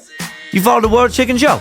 No virtue in the sneaky ways of a bad man, pushing sadness and madness on folks already living in drunk days devoid of gladness. Just like Noah, one fox, was chasing no chickens, hens, even roosters in the coop. And that don't mean he no less than a dead-eyed pile of evil poop. That was 70s pimp Chicken Joe's way of saying that he doesn't think for a second that Alexander Pichushkin is a good dude. He's just glad there wasn't an openly sexual element to his crimes and that he didn't at least, prey on sexual workers. If you're a new passenger on the Timesuck train, yeah, that was crazy. We got a few characters that we can't seem to convince to lead the show. All right, despite the crimes he confessed to committing, a week after his conviction, Pichushkin's attorneys file an appeal, requesting a more lenient sentence. He has just been convicted of killing 48 people. And they're like, yeah, we'd like to ask the court for some leniency. The court announces their decision about the appeal on Valentine's Day, 2008. While his mother does not appear in court to hear this verdict, Natasha, that neighbor, Fidisova, Pichushkin's lawyer, Pavel Ivankov, the panel of 3 judges, the prosecutor, they're all there. Bunch of teens, I guess, whispering into cell phones, scared to look at the Beats Park Maniac, the Chessboard Killer, who looks bored, I guess, then amused and angry. Pichushkin never looks directly at the video camera in his cell during this little sentencing. He's talking to someone that no one can see, just kind of muttering to himself.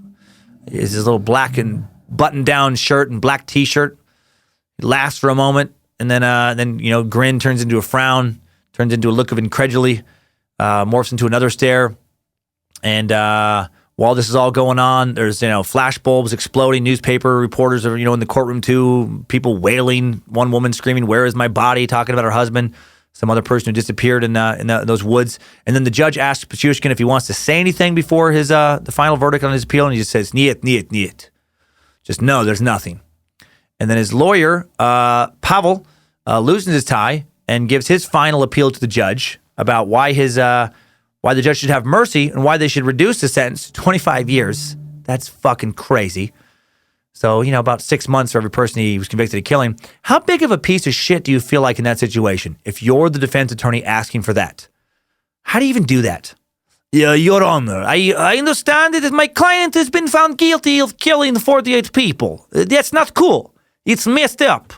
And I understand that he wanted to be charged with roughly 12 more murders, but it wasn't because, no one could find bodies and, no one could remember names. And I know that he said for me, life without murder is like life without food. But, hear me out, I just feel like he good candidate to be given second chance. He has positive qualities. He very good at stocking grocery store shelves. He popular fan of soap opera. And look, while his store does not want him back because he murdered some of their employees, I'm sure another store would be happy to have him. It took the judges less than an hour to rule on this appeal. They declare, of course, that the original sentence stands. Can you imagine if they're like, all right, no, 25 years, that's fine. Pichushkin will never go free. As he should not. They announced that soon he's going to be moved from his jail in Moscow, where his mom was able to visit him twice a month and bring him cigarettes, cheese, and salted lard, which I guess was something he actually wanted. I guess that speaks to how terrible food is in Russian prisons. Just, Mother, you must bring me food. I'll starve here. Please bring me something better to eat, like rancid skunk meat or perhaps salted lard.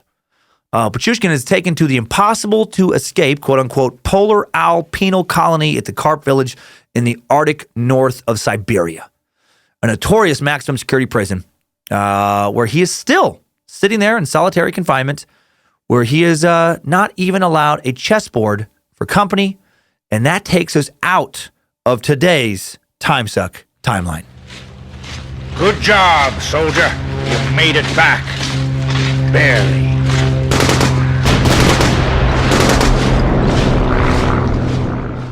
Well, I have some more thoughts to share on the Chessboard Killer, and I'll share some of his thoughts as well. Little insight into how his mind works. Before I share them, I want to mosey on over to YouTube and check in with the idiots of the internet.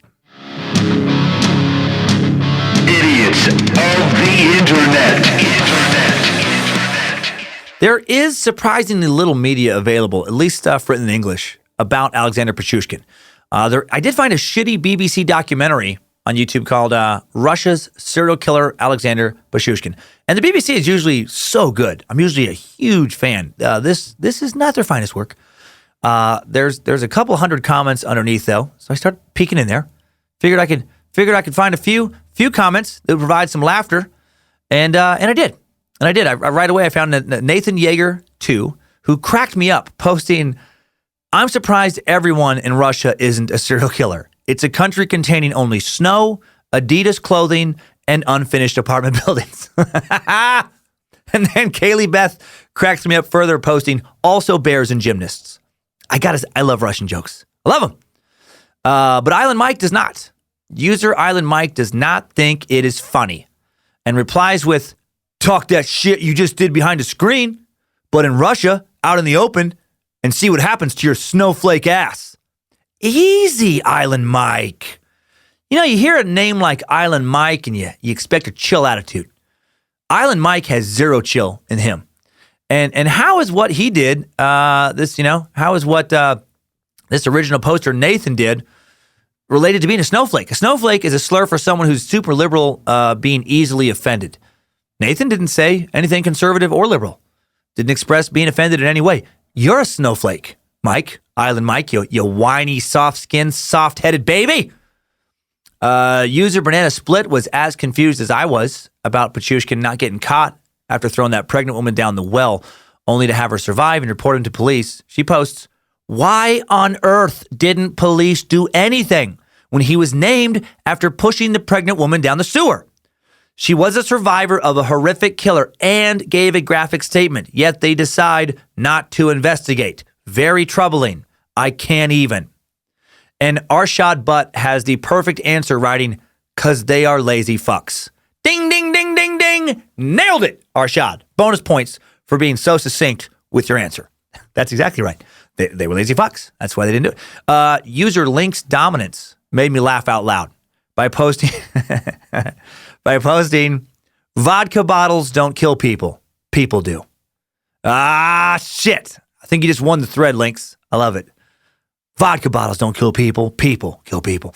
User Kevin Cato also really cracked me up. The footage is horribly grainy on this video. I don't know. It's just recorded. It's terrible, this documentary. I mean, I'm sure the original footage isn't terrible, but whatever the YouTube stuff is real bad.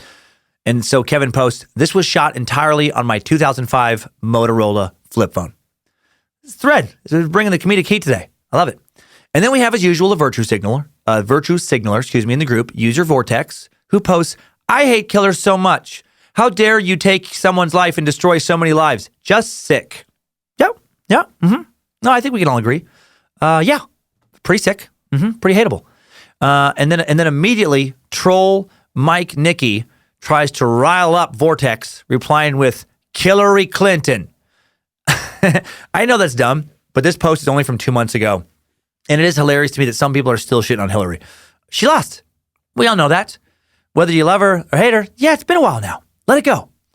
But if you don't let it go, please keep posting Hillary Clinton. It's so silly and juvenile, but it does make me laugh every time I hear it. Hillary Clinton. I thought this thread was going to be nothing but funny, or at least amusing posts, and then I wasn't going to find true idiot gold, but then I found it. I found a nice little nugget of idiot gold. There's gold in them there threads. There's gold down there, I tell you.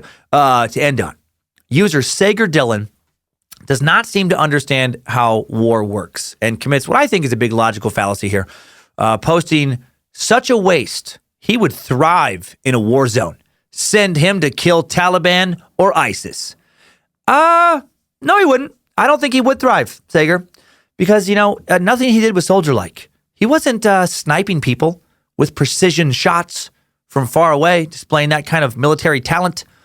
He wasn't overpowering armed enemies in a chaotic, bullets flying all over the place urban setting. He wasn't using impressive organizational or logistical skills to coordinate a missile strike or great teamwork skills to work cohesively, with his unit in a dangerous, high-stress battle zone. He wasn't following orders, keeping himself in peak physical condition, being mentally ready.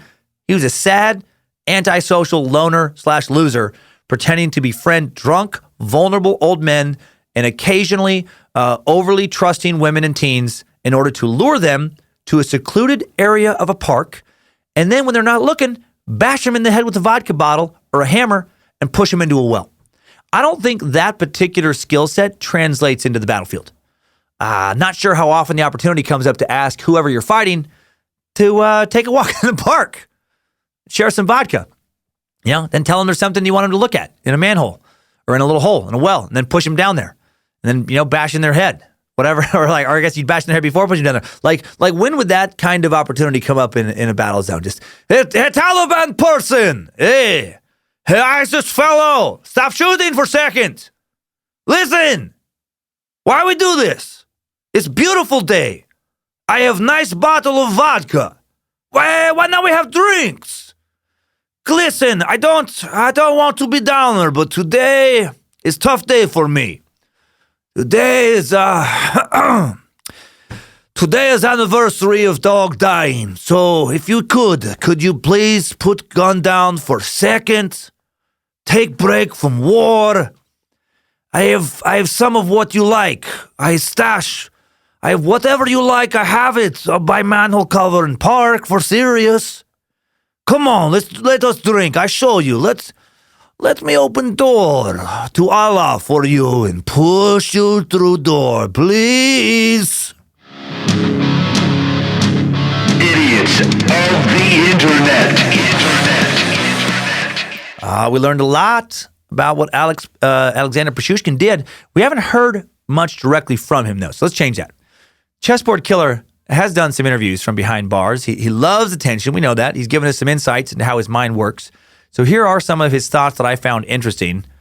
Regarding being incarcerated, he says, when I was brought to prison, I was not in good mood. I love he has to say that. I was cranky. I don't like being brought to prison. Now it's gotten better. I have completely adapted. They have ideal water here. It's so hot. I even have to dilute it with cold water. Do you know how much time they give me to take a shower? 5 whole minutes. That's a quote of his. I think I mentioned this earlier, that really he was just transferred from one cell to another. Like outside of killing people, he worked in the same store, stocking shelves every week, then just went home and went to that tiny, cramped apartment, which is really like a one-bedroom apartment, getting drunk, jerking out to porn when he's not hanging out with his, the other 4 people living there. He seemed genuinely excited about his 5-minute shower situation. He probably hadn't had a 5-minute hot shower in his life before prison. Weirdly happy about the hot water. Here's what he thinks of the value of human life, as you can imagine. Not much. He says, human life is not too long. It is cheaper than sausage. My lawyer, I would cut him open like a fish. I would have killed him like an insect. I would receive much pleasure from the process. I would cut him open and make belts out of his flesh. But as for remembering everyone I killed, who and when and where, that I don't remember. I don't even care to remember. Not surprised by his outlook here. Sounds like he thought he had a chance at that appeal. Pretty delusional. Like you're going to get out after that. Like, look, so I killed a lot of people. I not killed them in too bad way. Come on, I push in hole. I just open door to next world. I should hotel doorman, spend life in prison. Different kind of doorman. As you might imagine, he doesn't have much use for religion, but he was surprisingly involved in politics as far as a citizen, which actually is pretty similar to Chikatilo. Chikatilo loved being a member of the Communist Party, if you remember, took it very seriously. And Pichushkin says, I was baptized when I was 3 months old. The baptism took place, but I did not want it. I love that he talks about like when he was 3 months, he could think everything. I remember being baby, remember thinking, no, I don't want this, but I don't have words yet. Now, then he says, well, I do not think that someone is there. I can also say that I will not read the Bible or write autobiography. I have never prayed to God, never will. This is a beautiful fairy tale for the weak, for those who sacrifice themselves to the state. Men as they age increasingly dream that someone is there who is all-powerful. Well, what is it? As for voting, in all my 33 years, I have never missed a chance to vote. That's pretty fucking weird, that last part. Yeah, if I can kill a lot of people, you know what? Yeah, I don't really care about anything. Fucking God, nothing, whatever. But voting? Yeah. No, man, it's my civic duty. He also talked about dreams. All of these statements, by the way, come from an interview he did with a Russian newspaper, Tvoy Den, by the way. Regarding dreams, Pichushkin says, I have nightmares. A dog. It lived with me a long time. She died. It was my fault. I treated it, not very... She could have been saved. It was a bad situation. It left something in my subconscious. So all the shit he did, and he feels guilty about maybe doing something to that dog of his. I don't know, maybe like he left it in a place where it hurt itself. Maybe somebody did something to it that he could have stopped. Maybe he did something. He's upset. And that left something in his subconscious. Not pushing person after person down a death hole. So interesting to me that the Chessboard Killer, probably not a ideal babysitter, but possibly an excellent dog sitter. He also spoke about friendship, kind of, saying, first of all, what is a friend? That is not someone who gives you 100 rubles or lets you stay over for a night. And secondly, my principle, to the grave, and that's it. Yes, I received more pleasure from killing people whom I knew personally. But I also found a way to get strangers, and that is not easy. Their relatives said that they would never go somewhere with a stranger. But to me, they are flying, despite the difference in age. A youngster, Korygin is one of his victims. I was leaving the police office, and I knew that everywhere was an ambush, but I remained free. So that's one of his last ones that he got away with. Not sure what much of that had to do with friendship. Doesn't sound like he ever had any friends. Certainly not as an adult. A friend is not someone who gives you 100 rubles, lets you stay at their place. I think that is what a friend is, actually. And then he just quickly starts talking about killing people. Just to not give a fuck about people in general. He speaks a little about forgiveness. Does he feel any remorse? No. He says, no, I do not regret it. So much strength and time spent. Repent? I do not repent. This is again a dull formality. It will not change my sentence. Since I was young, I dreamed. Everything was different back then, and it all turned out the way I wanted it to. I knew that they had nailed me when they started pressing me about 12 victims, but then they were all surprised that I'd actually killed 60. I watched show about me on TV. Dennis, my classmate, tells camera, when we learned that he had committed these crimes, it was a shock. Others said I was a rare case, killing for sake of killing. There is no motivation, neither race nor sex nor religion. Even someone wrote, Pichushkin himself doesn't know yet that the history of criminology is changed, that it didn't account for someone such as him, that he will go down in history forever. So he definitely doesn't give a shit about having killed anyone.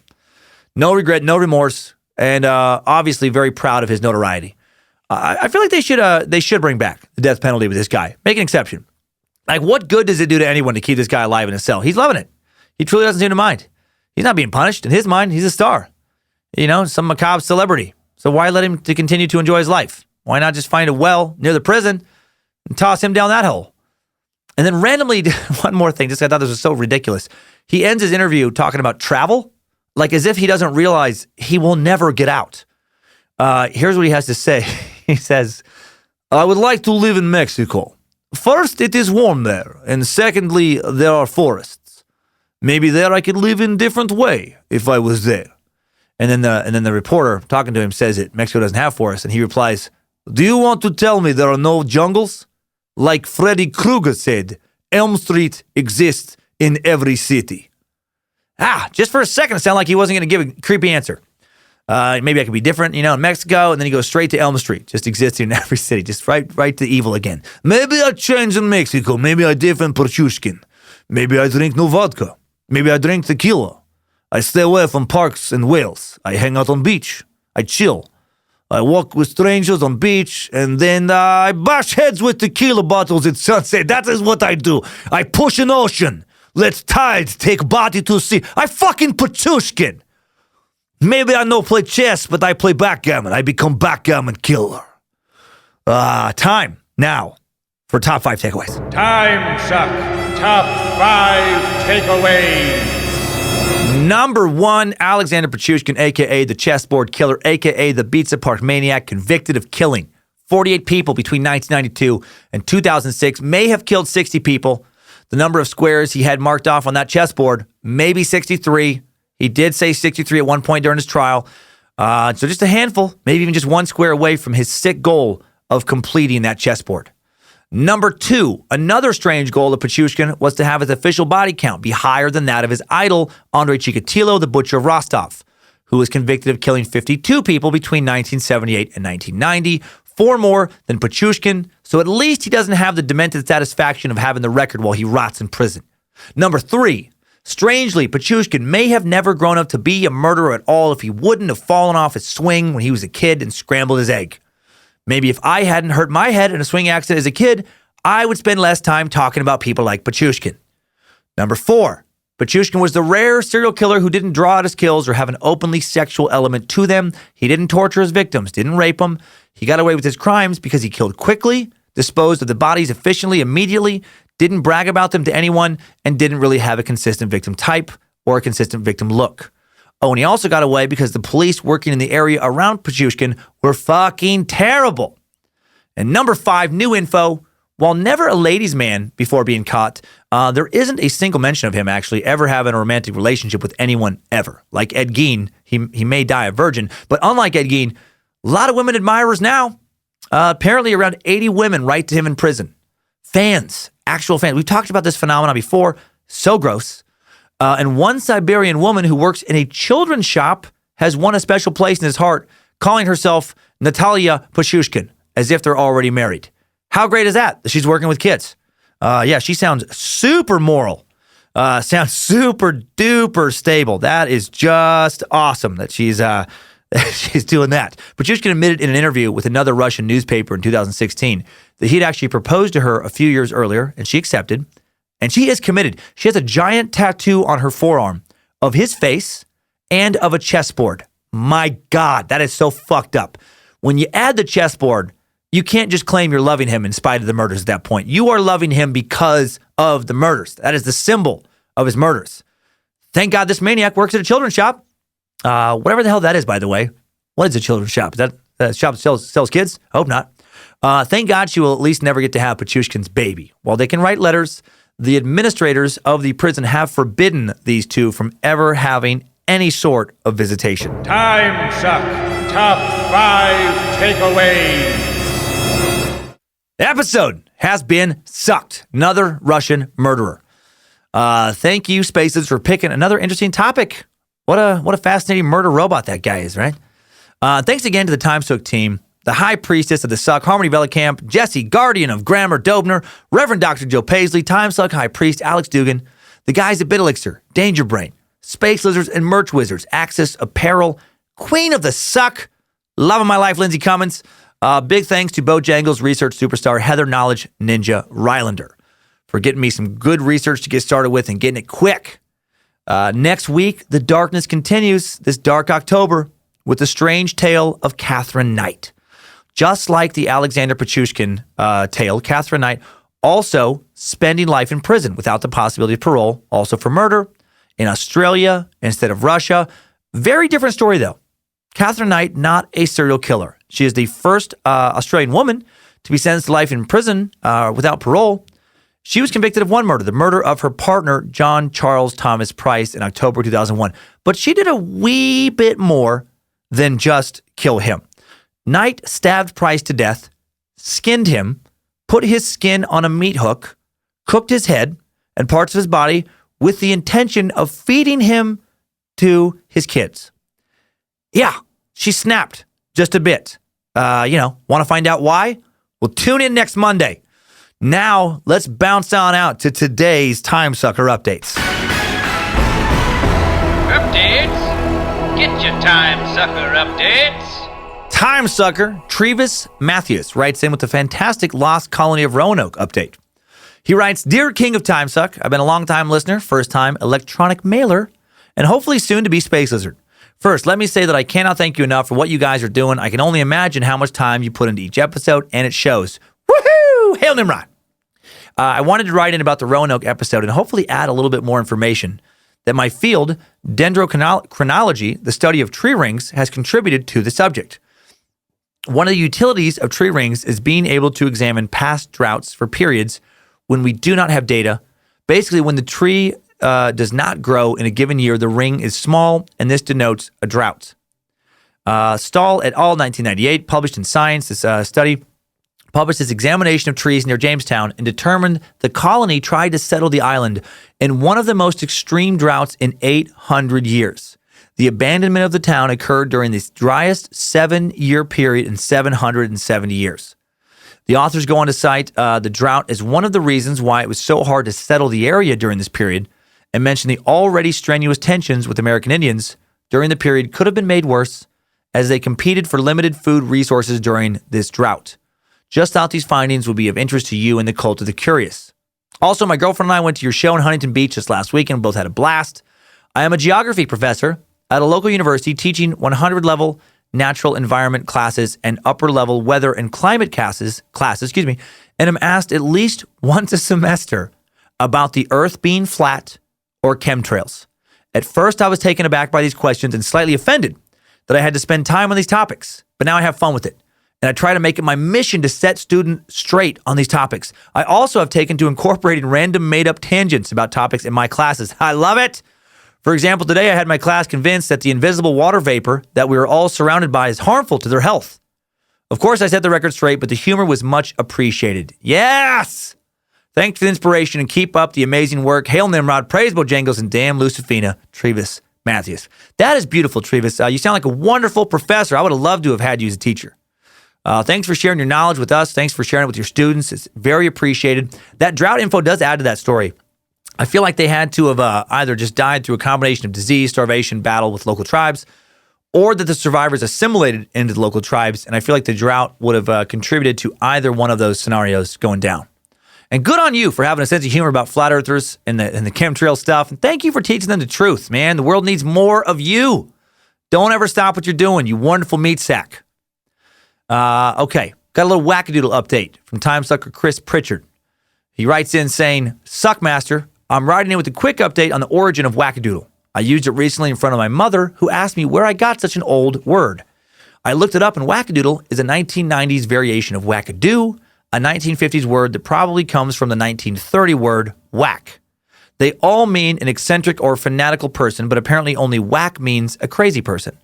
In fact, wackadoodle appears to be the good-natured version of whack job. Pointless, I know, but I thought you'd like it anyway. Your Space Lizard Chris. Not pointless, Chris. Thank you. Until last week, I thought I'd come up with that word. I did not invent wackadoodle. I just thought I did, which probably makes me a bit of a wackadoodle. Bummed I didn't think of it, but thank you for sharing more about its origin. Keep on sucking, sir. Got an axe update from David Hughes now, helping answer my drunk as fuck Axeman suck confusion over why it is so hard to kill someone with an axe. David writes in saying, greetings, lots of suck. So in reference to axes, hatchets, I'm a 4th generation arborist and logger. I'm also a collector of axes. During the drunk suck, you made reference to the inability of an axe to completely get through flesh. Well, axes are made to cut down trees and not humans. In addition to that, I'd imagine most people back then as now did not care for their tools unless they were essential to their livelihood. There have been countless times I've been out and will sharpen my axe or saw during a job. The other thing is that swinging an axe takes a lot of skill and practice. Just like bats or golf clubs, it is not an intuitive motion. So people that are not familiar with how to swing an axe will usually waste a lot of energy and have a poor hit. Hope that helps. Your Axeman, David Hughes. Well, thank you, Axeman David. That does help. I was picturing these people just getting picture-perfect axe blows to their noggins because I split firewood with an axe many, many times growing up as a kid. So I know a little bit of how to swing an axe, and that's why I'm assuming they did it the same way. You know, like they're swinging it straight out of some lumberjack 101 course. But now I see that doesn't make sense. I just figured that a heavy piece of metal, sharp or not, put at the end of a long piece of wood was just going to do enough damage to smush a skull. But I guess heads are a little harder than that. Thank you, David. And one last update. Longtime sucker Zosha Holden writes in with the Lizzie Borden update. Zosha writes, I wish I had a better way to start this message, which will be brief, I swear. But this is exactly how I feel about Lizzie Borden. You're fucking right. What the hell was feminist about her? She sounds like a soft, pathetic whiner with the world's worst case of affluenza. Now, I'm a feminist, probably one of the loudest and most annoying feminists you'll ever meet, and damn, I am sick of pseudo-feminists drooling all over chicks like Lizzie just because she's a woman who acted unconventionally. You want to honor a rad Victorian woman? Try Ida B. Wells, Marie Curie, Mary Wollstonecraft. Someone with a job, which, by the way, you're right again, as a privileged white woman in America, she could definitely have found something. Again, Lizzie reminds me of an old roommate I had, a trust fund, self-styled intellectual who would scold me for not spending enough time with my cat because I worked. By the way, thanks for sucking these dry nuts for us every week, man. Dry nuts. That's a funny phrase. You're a light in a dark world, and oh yeah, I was among those a little uncomfortable with the Jackson suck. I'm part Cherokee, so although I found it super interesting, probably doomed from the start for me. But you know what I'm going to fucking do about that? Not re-listen. It wasn't for me. We can all stand to remember that we're not all going to get psyched about the same things, and that's fine. You always pursue topics with an urge to find the funny in anything, and while that's a risky business, we need that in our lives. Why did I just picture Tom Cruise scooting across the floor in his socks? So keep on sucking, and yeah, I lied about that being short. Damn you, Lucifina! Well, first off, I love you, Zosha Holden. I think you and I would get along swimmingly. I appreciate your frankness.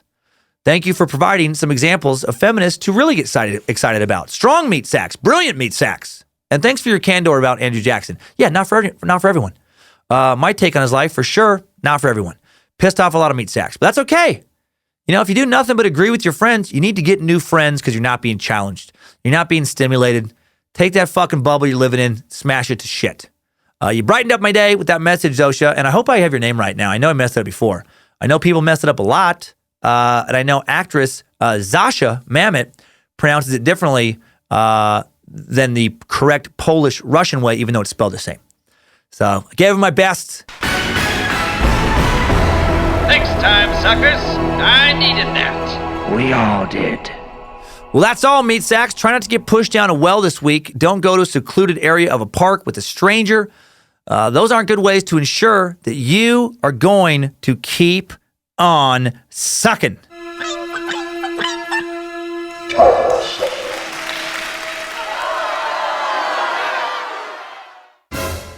Let's get 75 fucking consonants in this thing.